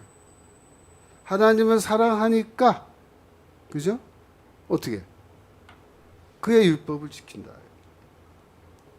22절로 내려가 보세요. 22절. 11장 22절. 예. 너희가 만일 내가 너에게 명하는 이 모든 명령을 잘 지켜 행하여 너희 하나님 여호와를 사랑하고 그 모든 도를 행하여 그에게 부종하면, 그러니까 율법 지키는 게 곧 뭐다? 하나님을 사랑하는 거다. 그렇게 말합니다. 하나님을 사랑하는 거다. 신명기 13장 3절. 신명기 13장 3절. 여기에서도 하나님은 우리를 왜 테스트하시느냐. 여기 보시면 이는 너희 하나님 여호와께서 너희가 마음을 다하고 성품을 다하여 너희 하나님 여호와를 사랑하는 여부를 알려 하사 너희를 시험하셨다. 하나님이 알고 싶어 하시는 거예요. 하나님은 궁금해 하신 거예요. 뭘 궁금해요? 우리가 정말로 하나님을 사랑하는지 하나님은 그걸 알고 싶어 하신대. 왜? 우리의 남편이시기 때문에. 그래서 이 신명기에서는요, 이와 같이 하나님을 사랑하라라고 말하고, 또 신명기에서 여러 구절에서 제가 시간 관계상 지금 다 읽지 않겠습니다만은 하나님은 우리를 사랑하신다라고 또 그렇게 얘기하는 거예요. 여호수아 23장 11절. 여호수아 23장 11절. 여기서 여호수아에서도 그러므로 조심하여 너희 하나님 여호와를 사랑하라 그렇게 말합니다. 예. 그러니까 성경은 계속해서 뭐라고 얘기해요? 하나님을 사랑하라고 그렇게 말합니다. 사사기 5장 31절. 사사기 5장 31절. 예. 여호와여 주의 대적은 다 이와 같이 망하게 하시고 주를 사랑하는 자는 해가 힘있게 도분 같게 하시옵소서. 그죠? 하나님을 사랑하는 자는 마치 아침에 해가 돋는 것처럼 그렇게 빛나게 해달라. 영광스럽게 해달라. 그 얘기죠. 시편 31편 23절. 시편 31편. 다시 찾아요. 시편 31편 23절. 예. 너희 모든 성도들아 여호와를 사랑하라. 그죠? 성도들아, 모든 인간은 다 하나님을 사랑해야 된다. 시편 145편 20절. 시편 145편 20절. 20절. 여호와께서 자기를 사랑하는 자는 다 보호하시고 악인은 다 멸하시리라. 그러니까 성경은 하나님을 사랑하라고 말하고 우리가 하나님을 사랑하시면 하나님이 우리를 보호해 주신다. 그렇게 말합니다. 이사야서 56장 6절. 이사야서 56장 6절. 6절 내려가시면 돼요. 또 나 여호와께 연합하여 섬기며 나 여호와의 이름을 사랑하며. 그죠? 그러니까 하나님을 사랑하는 것도 뭐다? 하나님의 이름을 사랑하는 거예요. 왜 우리가 하나님의 이름을 사랑해요? 하나님이 우리 남편 되시기 때문에 그래요. 또 예레미야서 31장 3절. 예레미야 31장 3절.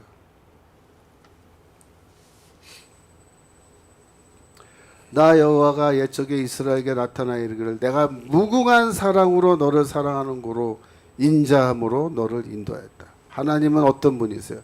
무궁한 한계가 없는 사랑으로 우리를 사랑하신다. 왜? 우리의 남편이고 우리는 그의 아내이기 때문에 그렇다는 거예요. 뭐 시간 관계상 제가 조금만 더 할게요. 스바냐서 3장 17절. 스바냐 3장 17절. 너의 하나님 여호와가 너희 가운데 계시니 그는 구원을 베푸실 전능자시라. 그가 너로 인하여 기쁨을 이기지 못하여 하시며. 왜 하나님이 우리를 기쁨을 이기지 못할 정도로 좋아하세요? 그죠? 우리가 아내이기 때문에 그래요. 너를 잠잠히 사랑하시며. 이게 중요한 거예요. 잠잠히. 남편 중에서 이 좋은 남편은요, 막 겉으로 막 사랑한다고 막 이러면서 그런 남편보다 말이 없어도 잠잠히 아내를 잠잠히 사랑하는 남편이 좋은 남편이잖아요. 하나님이 그런 분이시라는 거예요. 잠잠히 우리를 사랑하시는 그런 남편이시라는 거예요. 말라기 1장 2절. 말라기 1장 2절. 여호와께서 가라사대 내가 너희를 사랑하였노라 하나 너희는 이르기를 주께서 어떻게 우리를 사랑하셨나이까 하는도다. 기가 막힌 얘기인데 하나님께서 우리를 사랑했다라고 말하는데 이 이스라엘 백성의 아내된 이 백성이 이렇게 말하면 안 되겠죠, 그죠? 예. 자, 신약으로 오겠습니다. 신약 마가복음 12장 30절. 마가복음 12장 30절. 예. 여기서 이 계명 중 첫째가 뭐냐고 이렇게 물으니까 예수께서 대답하시께서 이렇게 말씀하세요. 내 마음을 다하고 목숨 다하고 뜻을 다하고 힘을 다하여 주 너의 하나님을 어떻게 사랑하라. 이게 제일 계명이래요. 왜 그래요? 하나님이 우리 남편이기 때문에 그런 거예요. 요한복음 14장 15절. 너희가 나를 사랑하면 나의 계명을 지키리라. 그렇죠? 사랑하는 게 첫째예요. 계명 지키는 거는 그 결과다. 결과다. 나를 사랑하면 나의 계명을 지키고 사랑 안 하면 나의 계명을 지키지 않는 거다. 이런 거다. 로마서 5장 8절. 로마서 5장 8절. 우리가 아직 죄인 되었을 때 그리스도께서 우리를 위하여 죽으심으로 하나님께서 우리에 대한 자기의 사랑을 확증하셨느니라. 하나님이 우리의 남편 되시기 때문에 우리를 사랑하시기 때문에 어떻게 하셨다? 그리스도를 이 땅에 보내셔서 우리를 위하여 죽게 하심으로 얼마나 우리를 사랑하시는지 확실하게 증거해 보여주셨다. 고린도전서 2장 9절. 고린도전서 2장 9절. 기록된 바 하나님이 자기를 사랑하는 자들을 위하여 예비하신 모든 것은 눈으로 보지 못하고 귀로도 듣지 못하고 사람의 마음으로도 생각지 못하였다함과 같으니라. 하나님께서 지금도 우리를 사랑하시기 때문에 미래에 우리를 위해서 예비하신 모든 것은 우리가 보지도 못하고 귀로도 듣지 못하고 생각지도 못하는데 어마어마한 것을 우리를 위하여 지금 예배해 놓으셨다. 왜? 하나님은 우리를 사랑하시는 남편이 되시기 때문이다. 갈라디아서 2장 20절. 갈라디아서 2장 20절. 바울이 갈라디아서 2장 20절. 바울이 이 신앙 고백을 하는데 뭐라고 얘기하냐면 2장 20절. 예. 그 아래쪽만 보겠습니다. 내가 육체 가운데 사는 것은 나를 사랑하사 나를 위하여 자기 몸을 버리신 하나님의 아들을 믿는 믿음 안에서 산다. 나를 사랑해서, 그죠? 그래서 나를 위하여 자기 몸을 주신 예수 그리스도를 나는 믿는 그 믿음 안에서 산다. 그러니까 하나님의 사랑이 이제 그리스도의 사랑으로 연결돼서 이제 그리스도가 우리의 남편이 되시는 그런 관계로 이제 발전해 오는 건데, 여기서 다 기본이 뭐냐? 사랑입니다. 사랑. 그래서 뭐 여기 에베소서 2장 4절, 뭐 5장 2절, 또 요한일서, 요거 한번 보게요. 그래도 요한일서 4장 10절 요거 하나 보고 마치겠습니다. 요한일서 4장 10절. 사랑은 여기 있으니 우리가 하나님을 사랑하는 것이 아니요 오직 하나님이 우리를 사랑하사 우리 죄를 위하여 화목제로 그 아들을 보내셨습니다. 이게 바로 호세아서의 이야기예요. 이게 바로 고멜이 호세아를 사랑한 게 아니라, 그죠? 하나님이 우리를 먼저 사랑하셨다. 그래서 그 하나님이 우리를 먼저 사랑하셨기 때문에 우리 죄를 위하여 아들을 제물로 보내셔서 이 땅에서 죽게 하시고 우리를 구원으로 인정해 주셨다. 근데 이 모든 것의 기본에 뭐가 있느냐? 하나님의 사랑. 그래서 우리가 뭘 해야 되느냐? 하나님을 사랑해야 돼. 이 복음은, 성경 말씀은 이 하나님을 사랑하라는 그 메시지를 중심으로 해서 이루어져 있고, 또 우리가 뭘 해야 되느냐? 하나님을 사랑하라. 하나님을 사랑하는 그런 삶으로 나아가야 한다고 성경은 그렇게 말하고, 그래서 이 성경 말씀은 하나님의 절절한 사랑의 고백 스토리고, 이스라엘의 배신에도 불구하고 끝까지 우리를 사랑해 주시는 하나님의 사랑의 이야기다. 그렇게 말할 수 있습니다. 거기까지 하겠습니다. 예.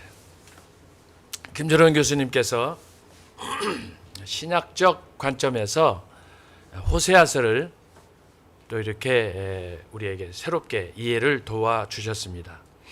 정리하면 한 세 가지 정도로 정리할 수가 있겠습니다. 김 교수님께서 주신 말씀의 첫 번째는 호세아서는 결국은 관계에 대한 그런 말씀이다.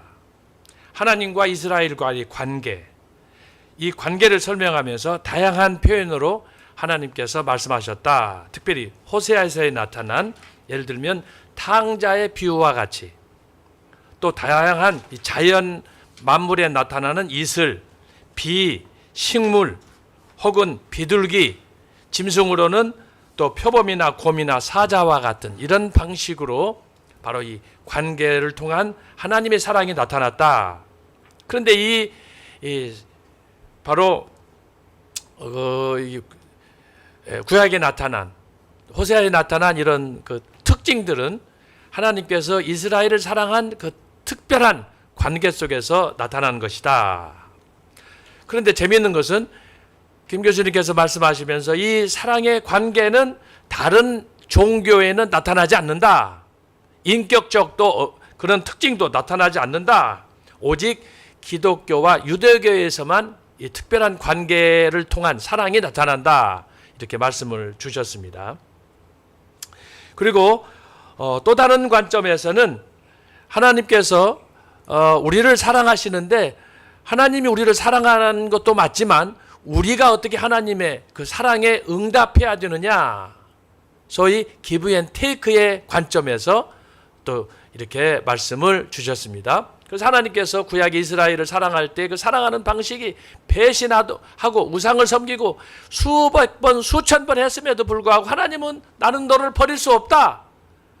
그래서 하나님의 소위 일방적인 그 언약적 사랑의 방식이 여기서 나타났는데, 그럼 우리는 이스라엘은 그 하나님의 사랑을 받기만 하고 끝내야 되느냐? 아니라는 거예요. 하나님의 사랑에 대한 소위 구원받은 자녀로서의 리스폰스, 반응이, 액션이 나타나야 되는데, 그래서 오늘 여기 다양한 관점에서 뭐 신명기를 비롯한 여호수아, 사사기, 시편, 에스겔, 특별히 또 신약에서도 방금 주셨던 요한 1서 4장 10절에 나타난 그 하나님의 사랑, 이것을 전반적인 상황 속에서 이 관계라는 초점으로 주제를 가지고 전체를 말씀해 주셨습니다. 오늘 정광훈 목사님께서 창세전에 그분이 가지고 계셨던 설교도에 따라서 이것을 성경의 그 전체적인 구속사를 흐름을 말씀해 주셨는데, 재밌는 건 뭐냐? 우리가 이미 살펴봤지만 창세기 2장에 나타난 결혼 제도를 통한 이 결혼 제도가 완벽하게 하나님의 계획 속에서 진행이 됐지만, 이 결혼 제도가 아담과 하와를 통한 하나님의 배신으로, 불순종으로 파괴가 됐는데, 이 소위 그분의 특별한 당신의 형상을 따라 지음받은 백성들이 이것을 어겼을 때, 배신했을 때 하나님께서 어떻게 그들을 또 사랑할 수가 있는가? 도무지 이해할 수 없는, 도무지 사랑할 수 없는 그 사랑의 관계가 끝없이 나타나는 이 러브 스토리. 그래서 성경은 히스 스토리라는 거 아니겠습니까? 히스토리는 바로 그분의 사랑이 어떻게 범죄한 인간들에게 끝없이 반복적으로 나타나느냐? 아까 변순복 교수님께서도 그 사랑의 관계를 반복성을 통해서 말씀을 해주셨는데, 오늘 우리 세 분 교수님께서 주셨던 소련배 교수님의 메시지도 실제적으로 우리가 어떻게 교회 생활을 통해서 이것을 실천해 가야 되느냐, 그리고 그것과 관련해서 변순복 교수님 단어를 나누어서 우리에게 설명을 해 주셨습니다. 예를 들면은 단순히 우리가 도움 든다라고 했을 때 그 도움의 의미가 뭐냐 라고 하는 거예요. 그래서 일반적으로 세상 사람들이 우리가 알고 있는 그런 단계가 아니라는 거죠. 그래서 성경에 여러 그 사례들을 들여서 시편이나 혹은 또 호세아서나 이런 걸 통해서 그 의미를 좀 더 밝히셨고, 방금 전에 우리 김철은 교수님께서 이렇게 호세아서에 나타난 그 사랑의 관계, 혼인의 관계를 특별히 이 릴레이션십, 이 관계 속에서 설명을 해 주셨습니다. 오늘은 정광훈 목사님과의 특별 대담 관계로 우리가 조금 늦게 시작을 했는데, 그러다 보니까 전체적으로 시간이 많이 늦어졌습니다. 그렇지만 오늘 전 목사님께서 주셨던 말씀의 내용에 기초해서 우리 교수님들이 귀한 정말 주옥 같은 말씀을 주셨는데, 저는 오늘 신학자 토크를 정리하면서 간단하게 두 가지로 말씀을 드리려고 합니다. 한번 말씀 찾아보겠습니다. 고린도전서 1장 26절입니다. 고린도전서 1장 26절입니다. 사도 바울이 우리에게 주신 말씀입니다. 고린도전서 1장 26절입니다. 자, 이 말씀 보면 궁극적으로는 하나님의 사랑이, 예수 그리스도의 구원이 어떻게 우리에게 나타나느냐, 결국은 한번 보겠습니다. 형제들아, 너희를 부르심을 보라. 육체를 따라 지혜 있는 자가 많지 아니하며 능한 자가 많지 아니하며 문벌 좋은 자가 많지 아니하도다. 그러나 27절, 하나님께서 세상의 미련한 것들을 택하사 지혜 있는 자들을 부끄럽게 하려 하시고 세상의 약한 것들을 택하사 강한 것들을 부끄럽게 하려 하시며, 28절, 하나님께서 세상의 천한 것들과 멸시받는 것들과 없는 것들을 택하사 있는 것들을 폐하려 하시나니 이는 아무 육체라도 하나님 앞에서 자랑하지 못하게 하려 하심이니라. 오늘 조 목사님의 설교도 그렇고 오늘 교수님들께서 주셨던 말씀의 핵심도, 왜 하나님은 범죄하고 타락한 아담과 하와를, 이스라엘을, 그리고 고멜과 같은 그런 타락하고 참 도무지 우리가 말로 할 수 없는 그런 천한 여인임에도 불구하고 하나님이 그를 집착해서 그를 사랑하시는가? 왜 그렇게 호세아는 그를 놓지 못하고 잊지 못하는가? 결국은 오늘 사도 바울이 말한 바로 이 말씀 고린도전서 1장 26, 27, 28, 29에 나타난 바로 우리 자신의 모습, 이 인간의 죄성, 타락상 이것을 설명해 주시지 않는가 그런 생각을 합니다. 결국은 뭐예요? 하나님의 일방적인 하나님의 영원한 당신의 목적과 뜻을 이루기 위한 구원과 그 사랑 때문에 우리가 이런 은혜를 입지 않는가 하는 것을 생각하게 되었습니다. 그러므로 오늘 전체적으로 우리가 그러면 어떻게 살아가야 되느냐? 굉장히 중요한 말씀인데 한번 찾아보겠습니다. 갈라디아서 4장 19절입니다. 이거 하나로 하나님의 부르심을 우리가 응답해야 된다고 생각합니다. 갈라디아서 4장 19절입니다.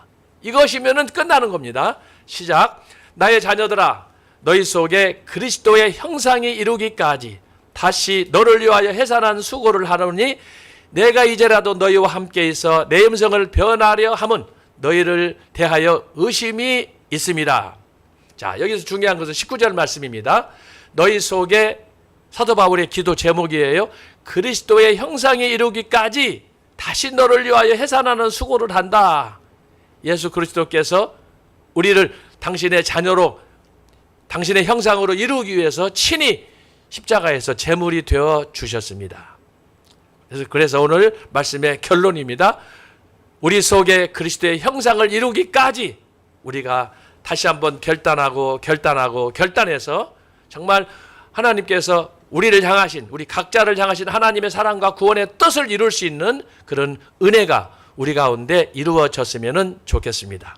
오늘 시간 관계로 오늘 전체적으로 신학자 토크가 좀 늦어졌습니다만 제가 간단하게 두 가지로 정리를 하였습니다. 우리의 부르심은 하나님의 은혜에 기초합니다.